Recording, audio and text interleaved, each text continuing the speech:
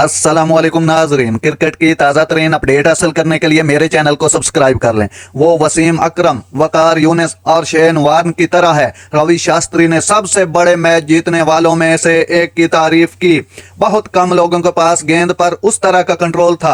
वसीम अकरम और वकार यूनिस को ये अपने प्राइमरी दिनों में था। शेन वार्न गेंद के साथ काबिल जिक्र थे। मुझे लगता है कि बुमराह के पास T20 वर्ल्ड कप में ऐसा ही था। रवि शास्त्री ने हाल ही में जसप्रीत बुमराह के गेंद पर कंट्रोल का मवाजना वसीम अकरम, वकार यूनिस और शेन वार्न से किया। Bumrah ICC T20 world cup 2024 में सनसनीखेज थे और उन्हें 15 विकेटें लेने पर टूर्नामेंट का बेहतरीन खिलाड़ी करार दिया गया था। वर्ल्ड कप में बुमराह की कारकर्दगी के बारे में बात करते हुए शास्त्री ने कहा कि सीमर के गेंद पर कंट्रोल ने बल्लेबाजों के लिए उनके खिलाफ रन्स बनाना मुश्किल बना दिया। बुमराह ने दुनिया को दिखाया कि वो गेंद के साथ क्या करने की सलाहियत रखता है। नाजरीन, ऐसी बार वक्त खबरें सुनने के लिए मेरे चैनल को सब्सक्राइब कर लें। अल्लाह हाफिज।